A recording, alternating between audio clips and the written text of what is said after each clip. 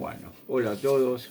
Hoy vamos a tener una nueva clase de operador socioterapéutico en adicciones, en este caso la número 20.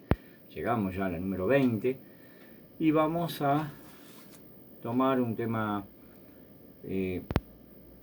que está legitimado por la sociedad, la sustancia por la cual vamos a hablar hoy, que se llama la nicotina, o sea, vamos a hablar de tabaquismo.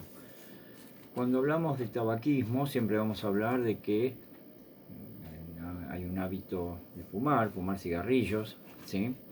Y el consumo de nicotina se volvió popular a lo largo de los siglos. ¿Alguien dijo alguna vez que podía llegar a ser adictiva la nicotina que contenía los cigarrillos? ¿Alguien pudo sostener que el tabaco realmente podía ser adictivo cuando se consumía?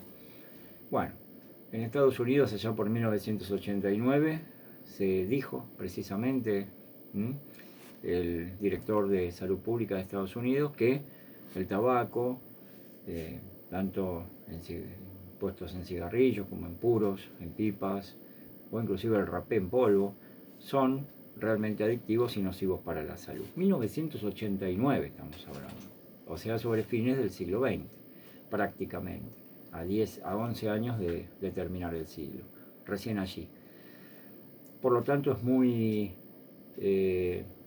cierto que muchas películas y muchas publicidades que se desarrollaban allá por la década del 40, del 50, del 60, siempre el cigarrillo era puesto de manifiesto como un hábito normal y que iba prácticamente como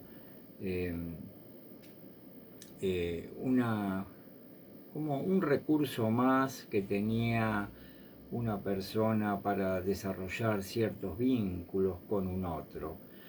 El hecho de tener un cigarrillo en la mano, también hay gente que hasta los distinguía en cuanto a la gestualidad que tenía hacia el resto, pero nadie hablaba nunca de los efectos nocivos que tenía el cigarrillo, la nicotina, ¿sí? El tabaco.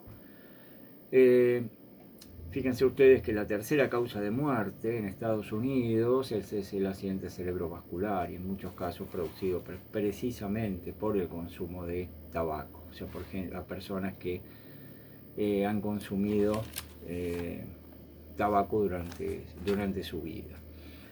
Los peligros para la salud, si vamos a hablar de la nicotina, es un estimulante y sedante del sistema nervioso central, obviamente que aplaca cualquier tipo de tensión o ansiedad que pueda tener una persona.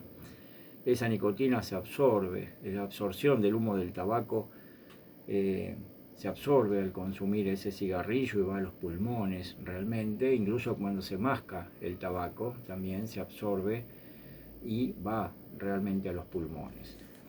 En un momento dado vamos a hablar de ciertos mitos que hay respecto de aquel que tienen los fumadores, ¿no? De minimizar precisamente los graves efectos que produce el cigarrillo.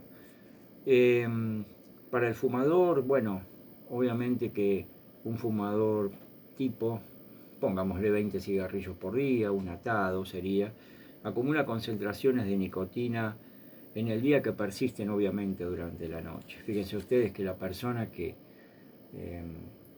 se levanta a la mañana a realizar sus tareas, el fumador directamente va y prende un cigarrillo. O sea que hay receptores que tenemos en el cerebro, ya estudiamos en algún momento ese circuito de recompensa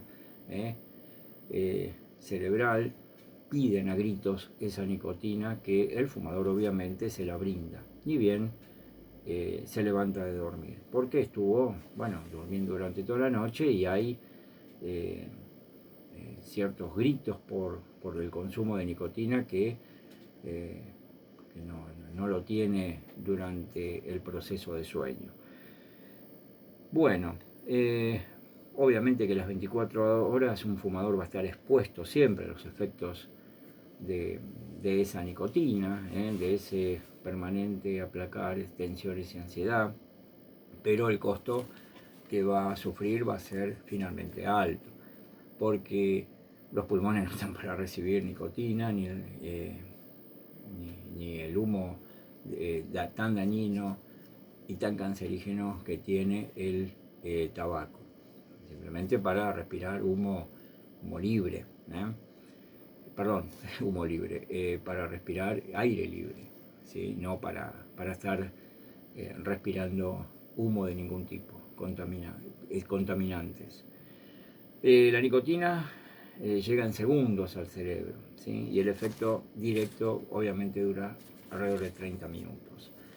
Por eso en el cuerpo, o sea que en un momento dado el fumador pide prácticamente fumar otro cigarrillo, porque el efecto ya se produjo y vuelve a encender otro cigarrillo. Hay casos, bueno, de fumadores compulsivos que ya tienen una dependencia absoluta por el consumo de cigarrillos, lo hacen prácticamente y por esa ansiedad galopante, lo hacen uno atrás del otro. Inclusive hay cigarrillos que terminan de no consumirse por directamente pitar en la boca de ese fumador, sino que quizás termina consumiéndose en un cenicero y ya empieza por consumir otro cigarrillo, que eso ya estamos hablando de una dependencia obviamente absoluta de ese consumidor tabaquista. Obviamente cuando hablamos de la tensión nerviosa y la ansiedad hay una hormona que aparece, que es la corticosterona, ¿sí? La corticosterona aparece cuando hay tensión nerviosa y ansiedad y reduce en un momento dado los índices de nicotina, ¿sí? Y los efectos de la nicotina. Por lo tanto, si la reduce, en un momento dado va a haber necesidad por consumir más. Se reduce entonces a través de esa hormona el grado de nicotina, por lo tanto se necesita consumir más cigarrillos para de alguna forma ingerir de alguna forma más nicotina al cuerpo, darle más porque lo está obviamente solicitando ante esta reducción que produce esta hormona, y para que produzca obviamente el mismo efecto, ¿sí? Bueno, como toda persona que tiene dependencia a una sustancia, existe lo que es el síndrome de abstinencia. Obviamente el síndrome de abstinencia más grande es cuando intenta dejar de fumar. Siempre se intenta dejar de fumar. Si la persona dice, bueno, voy a dejar, pero no hay una convicción expresa, una convicción muy grande, pronto va a aparecer ese síndrome de abstinencia que no lo va a poder superar. O sea, va a tener que estar en un proceso para poder dejar de fumar y no simplemente decir, dejo de fumar y punto. Porque el síndrome de abstinencia, cuando el fumador es un fumador crónico, que implica de que está todos los días fumando, no es fácil dejar de fumar. No es para nada fácil. Por lo general, las personas que dejan de fumar es por igual que la persona que consume cualquier tipo de sustancias, es porque tiene una convicción de que, bueno, hasta acá llegué y necesito imperiosamente dejar de consumir porque me está produciendo un montón de daños e inclusive vínculos que están cortados. Cuando se toma ciertas reflexiones acerca de lo que está produciendo esa ingesta o ese consumo que ya no puede sostener y que ve que ya se está produciendo problemas físicos y psicológicos, bueno, ahí es cuando empieza a dejar. Pero no es obviamente nada fácil, todo empieza a tener un proceso. El síndrome de abstinencia se va a producir igual que en todos, en 24 horas obviamente enojo, hostilidad, agresión, la persona se va a sentir muy intolerable, mal humor. la tensión nerviosa, inclusive el cigarrillo aplaca muchísimo, más allá de que se reduce la nicotina a través de esa hormona, como dijimos, pero que a través de más nicotina logra aplacarse la persona y no sentir esa ansiedad. Bueno, esa tensión nerviosa, esa ansiedad va a estar más crispada y por lo tanto la abstinencia va a provocar una pérdida de equilibrio emocional muy grande. Superar esta situación va a ser muy necesaria si la persona quiere dejar de consumir. También es muy necesario que haya familiares que apoyen esta idea, y si hay familiares que están precisamente también consumiendo tabaco, bueno, ahí las cosas se van a poner un poquito más difíciles. Una pareja, por ejemplo, que ambos consumen, en muchos casos se puede lograr si las dos personas se ponen de acuerdo para dejar realmente de fumar.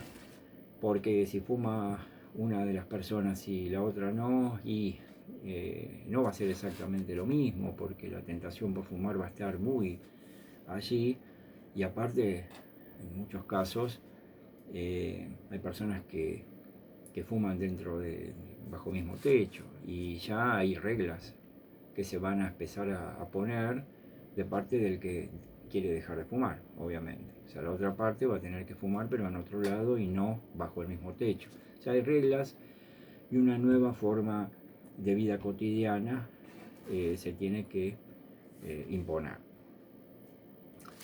Cuando hablamos de cigarrillo, de tabaco, de tabaquismo precisamente, nos referimos también a mujeres embarazadas que fuman, y obviamente un chico va a tener problemas, puede tener problemas respiratorios, hay una propensión, sí, a tener problemas respiratorios, a que tenga un grave problema, alguna discapacidad física. Por lo tanto, siempre se habla de que las mujeres embarazadas obviamente no deben fumar, al mismo tiempo que no deben beber alcohol, ¿sí?, durante el embarazo. Es obviamente lógico.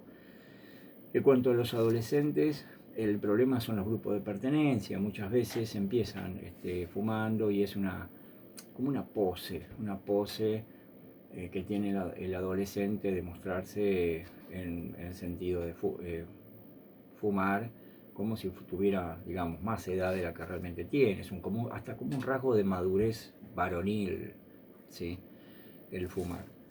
No sirve para nada. Después la persona o ese mismo adolescente se da cuenta con el transcurrir de los años, o cuando ve el deterioro físico de una persona, familiar o amigo, etcétera, se da cuenta que obviamente estaba en un error y estaba en una etapa que es la adolescencia, que bueno, están en una situación más de creer cosas que realmente no son, ¿sí?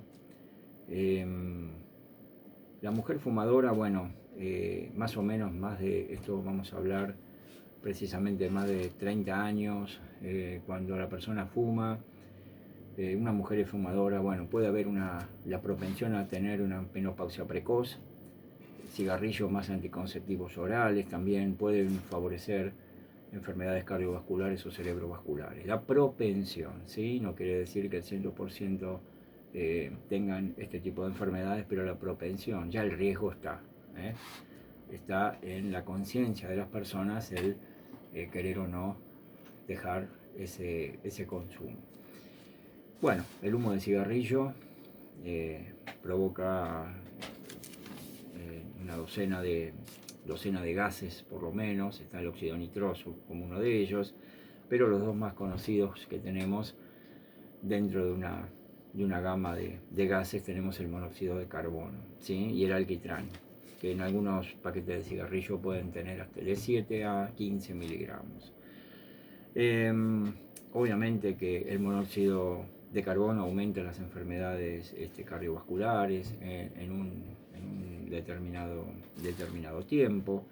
El alquitrán expone precisamente al cáncer de pulmón, que es el emblemático la emblemática enfermedad, entre comillas, que tiene eh, el fumador clásico, de todos los días, el fumador crónico. Cáncer de pulmón, también el enfisema, también las afecciones bronquiales, etc. Con respecto al enfisema, bueno, tengo que hablar en primera persona, porque mi padre precisamente falleció por un problema relacionado con el consumo de cigarrillo, ¿sí? Desde adolescencia había fumado y ya superando los 60 y algo, tuvo un enfisema pulmonar que finalmente ocasionó un fallo cardíaco y falleció de esta manera. ¿Qué pasaba cuando había un enfisema? Bueno, el enfisema pulmonar, el aire que respira, que inhala, queda la mitad por lo menos en el pulmón y lo que exhala es la otra mitad, por lo tanto queda en una situación de jadeo constante, ¿sí? Es como que te hubiera jadeando. Obviamente que es muy feo porque la persona no puede respirar realmente, no puede respirar, y en muchos casos se lleva a la situación de tener que ser asistidos por una mochila de oxígeno permanente hasta el día de su muerte. O sea que es muy penoso.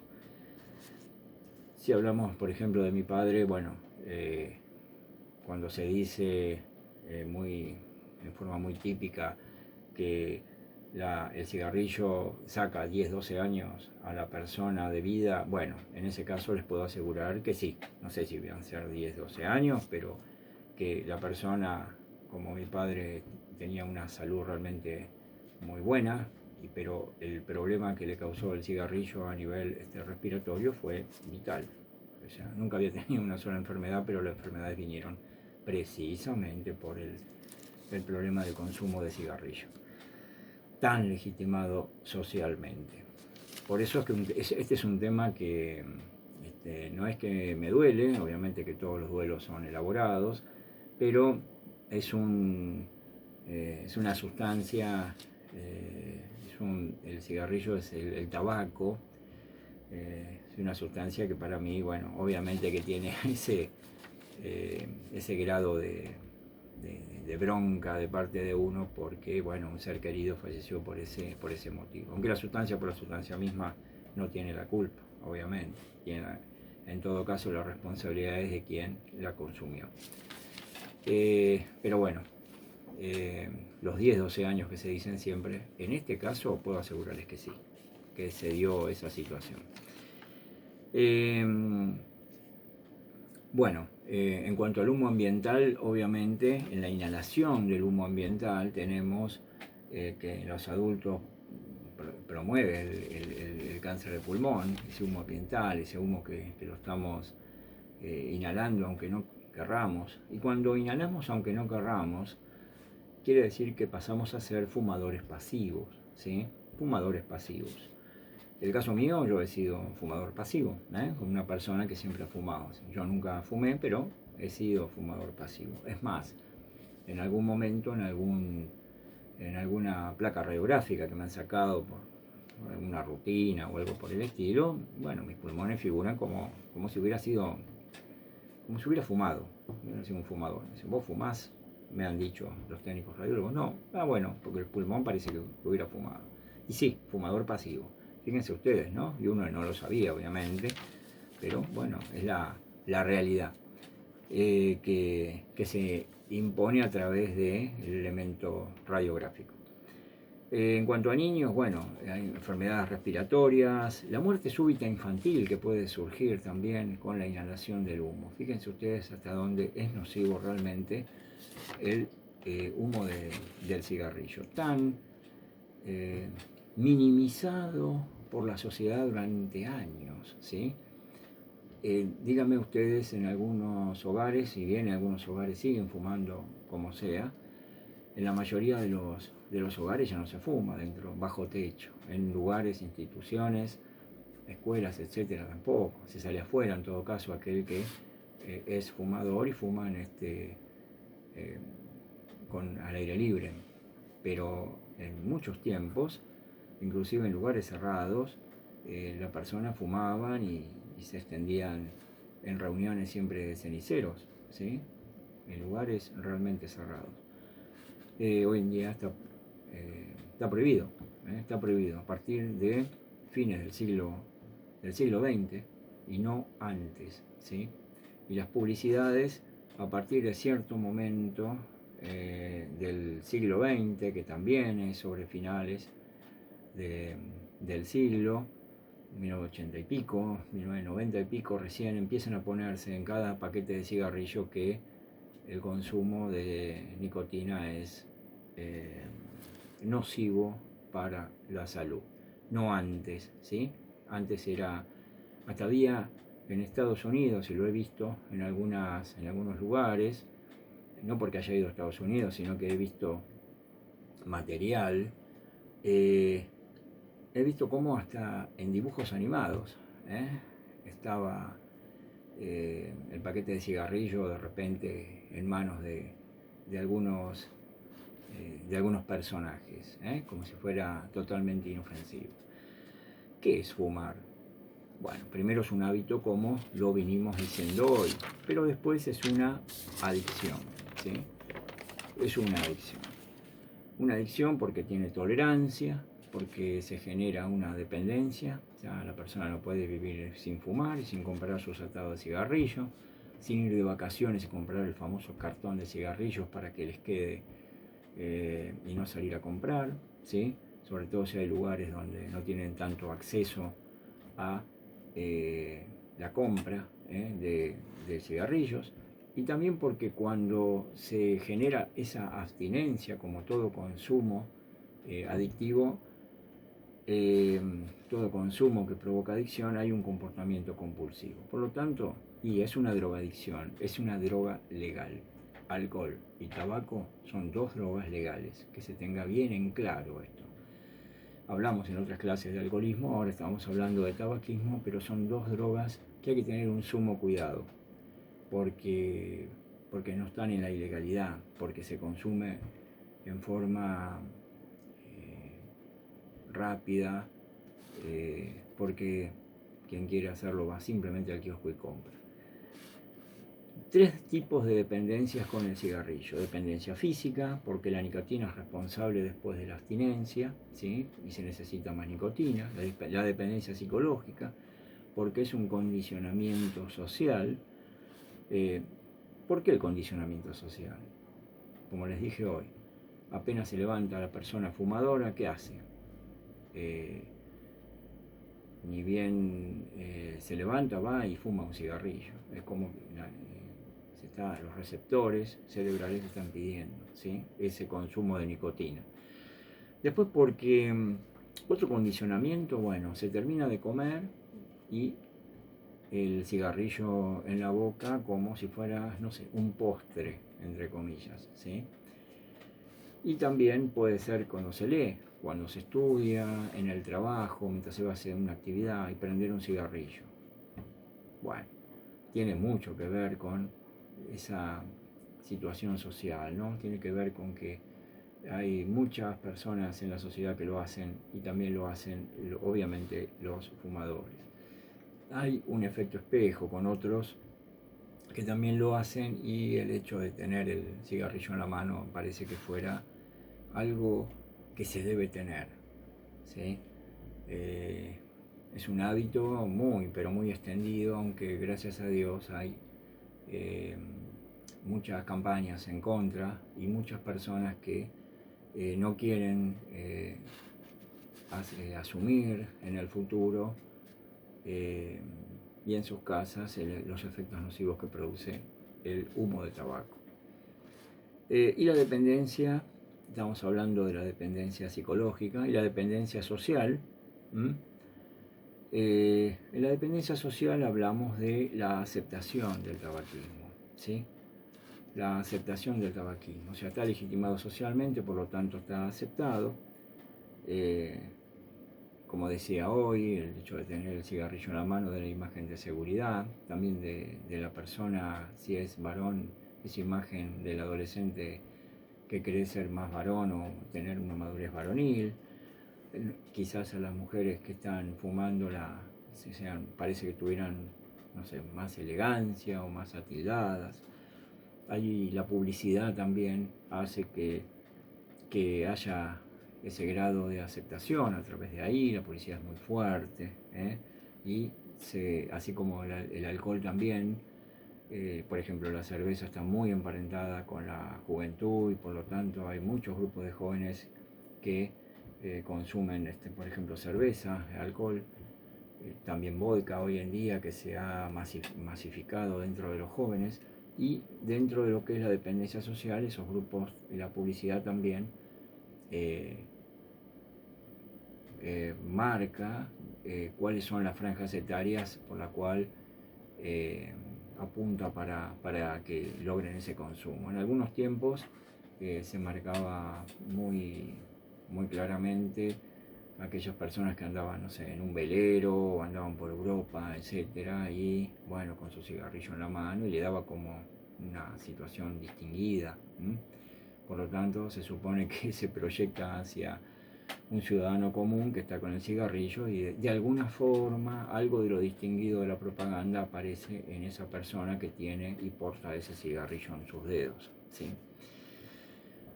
Grupos de pertenencia, obviamente que donde consumen unos, obviamente que los otros también tienen que consumir, así como el tema de las drogas, porque al fin y al cabo es una droga legal y no hay que disfrazarla de otra forma, es una droga legal. Dejar de fumar. Ahora vamos a hablar de dejar de fumar. Dejar de fumar es un proceso, ¿sí?, que tiene varias etapas. ¿Una etapa cuál sería? Una etapa es la de la precontemplación. ¿Qué pasa en la precontemplación? La persona no se plantea dejar de fumar, simplemente toma, digamos, el tema, sigue fumando porque no nota que haya nada negativo en su psiquis ni en su parte física. Es un fumador, digamos, consonante, o sea, actúa como lo que piensa. Piensa en fumar, fuma, concreta el acto de fumar y punto, consonante. Su conducta o práctica diaria es esa, ¿sí?, el consumo del tabaco. El 45% siempre está en esta fase, la fase de precontemplación. Quizá inconscientemente sepa que no es bueno quizás el cigarrillo, pero no lo hace consciente. Y por lo general estamos hablando de personas jóvenes que no refieren ningún tipo de problemas en sus órganos vitales. La otra fase es la contemplación. La contemplación, bueno, la persona que asume tímidamente la posibilidad de poder dejar en algún momento. Acá actúa mucho ver algunos beneficios que de repente ve que puede llegar a tener si deja de consumir cigarrillos. Considera que el tabaco causa daño, o sea, ya es un primer momento importante. Y es un fumador disonante. Por un lado está fumando, pero por otro lado empieza ya a decir, es consciente de que sí, estoy fumando, pero sé que esto no me hace bien, pero bueno, sigo fumando porque lo necesito. Pero la actitud ya ha cambiado, ¿sí? Ya no hay consonancia, sino una disonancia. 35% de una población X está en esta condición. La tercera posición sería la de la acción, ¿sí?, o sea, el disonante máximo. O sea, esa disonancia que se producía con la contemplación, el saber que es negativo lo que está consumiendo, ahora se profundiza, decide ya dejar de fumar. La actitud de dejar, ya no fuma, la actitud es no fumar, pero lo concreta, no fuma, ¿sí? Va a tener intentos, va a tener recaídas, va a tener abandonos, un 20% está en estas condiciones, ¿sí? No es fácil, obviamente. Hay momentos que cuando se deja de fumar, por ejemplo, hay un llamado día D, día D que es el día final, por lo tanto hay un día que se fuma, se expresa como el último día.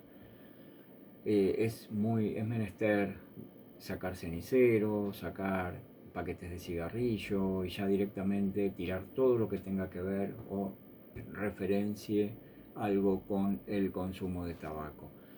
Es un final que se le pone a la carrera, entre comillas, del fumador, a ese derrotero que tiene el fumador, para empezar a vivir de otra forma y sin consumir, ¿sí? Zafar de esa dependencia. Creo que va a tener los periodos de abstinencia, que va a tener un grado de intensidad en cuanto a la cantidad de cigarrillos que fumaba cada uno, ¿no? Hay gente que fuma 4 paquetes de cigarrillos, una locura. Yo he escuchado gente que consumía tanto, y otras que capaz que fuman solamente un paquete o no llegan, pero que la idea siempre es dejar. Siempre hay que ver los beneficios que se tiene con esto, porque la motivación que tenga el fumador va a ser muy importante para poder dejar. Bueno, el mantenimiento, más de 6 meses de abstinencia, ¿sí?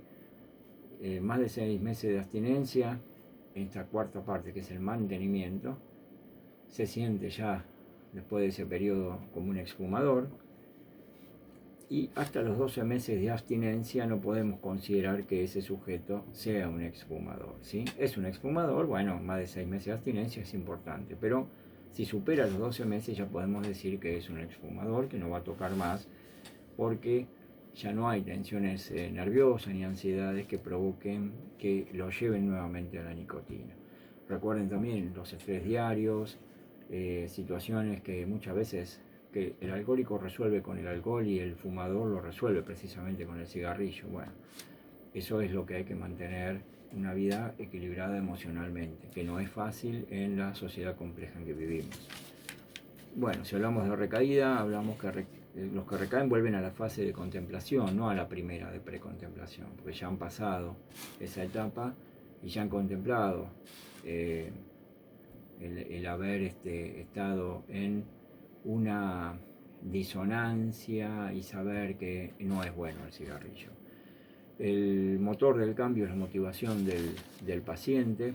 Cuantos más y mejores motivos tenga para dejar, más fácilmente logrará su objetivo.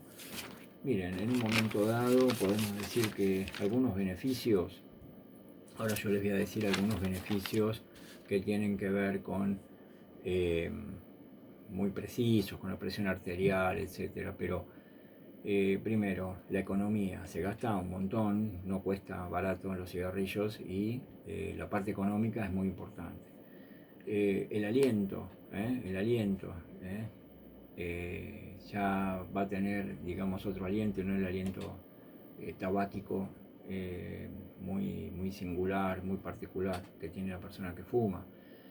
El hecho de tener los dedos amarillos, las manos, los dedos realmente amarillos, el tema de que esté